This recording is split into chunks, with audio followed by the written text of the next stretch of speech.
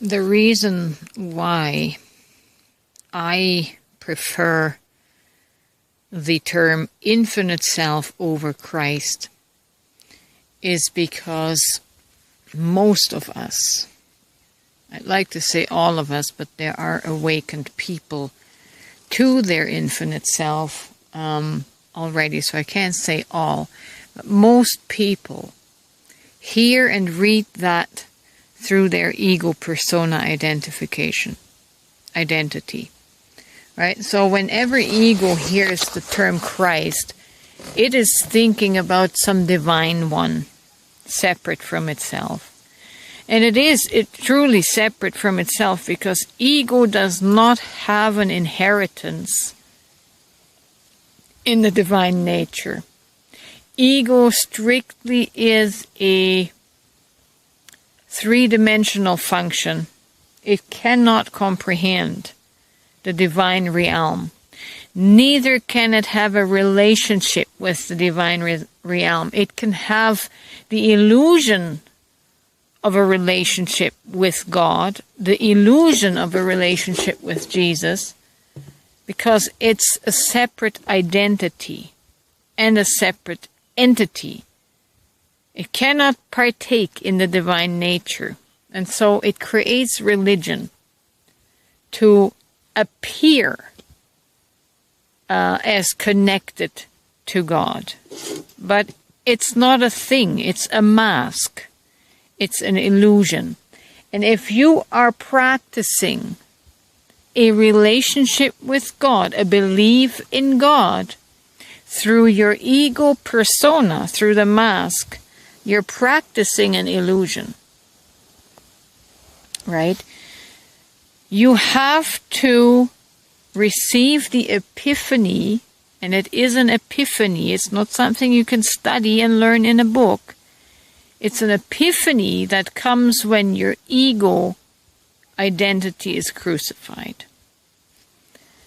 And the epiphany of the infinite self collapses all your constructs, collapses even the idea of having a relationship with Jesus or having a relationship with ascended masters and guides. The infinite self is the return to source. Okay? Everything else, all the steps and circles and spirals before that return are experiences in the spiritual ego. You're not experiencing yourself as the infinite self. You see, as I said in my previous video, the infinite self does not have a relationship with Jesus or with Christ or with anyone, because the infinite self is everyone, right? And when you have the consciousness of you being the infinite self, that your human is just a fractal manifestation of the infinite self, but you are not a fractal. You are the whole consciousness of the infinite self. Of course, you can identify as that little fractal, which then becomes your ego, to live out this experience of separation, the illusion of separation, and then you can have your relationships within each dimension.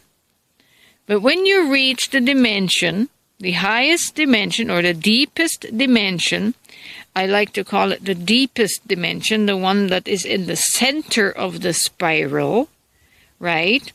In the center of the spiral, in 0 point, there's only one. And that one has no relationship with anything or anyone. So while we are on the outer rims of the spiral, on the outer circles, moving toward the center, we're going to encounter experiences with the illusion of separation, within the illusion of separation. So you're going to encounter Jesus, you're going to encounter angels, you're going to encounter Mary Magdalene, you're going to encounter your loved ones.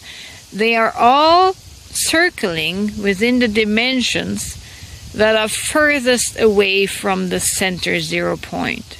Once your consciousness, your soul consciousness, reaches 0 point, all previous experiences no longer exist or hold relevance. All right? That's not heretical. That's just a different perspective from a different dimension. So, if you feel like I am not validating your experiences within the illusion, including the spiritual illusions that the separated ego self is experiencing, I am validating you, but I'm also not validating you, because I'm looking from the center point out, whereas you're probably still looking from the outer rims, and you haven't got the view from within yet. I mean, both can be true, but my perception will probably offend you, because it seems like I'm calling you out as living an illusion. You are living an illusion. But to your perception and awareness at the moment, it is completely real. And I grant you that. But it's not the only experience and the only perception. So, I'm speaking from the awareness of the infinite self, the one that has no relationship to any Christ, any Jesus, any Mary Magdalene, because our human ego, and we project our human needs onto our spiritual self. The spiritual self doesn't have any needs. It needs no one. It is completely, fully self-contained in the knowledge of the all. Right? So, go ahead and keep nurturing your relationships with other separated selves, and have those experiences. But that's not the ultimate experience. That's not the ultimate consciousness. The ultimate consciousness is the infinite self. And I'm not going to call it Christ anymore because of what I just said. The ego is going to divide that off and think of Christ as something to have a relationship with. It cannot comprehend that it is the Christ. And when you are the Christ, as the infinite self, you don't have a relationship with Christ anymore, right? You become that one self-contained unit of all consciousness.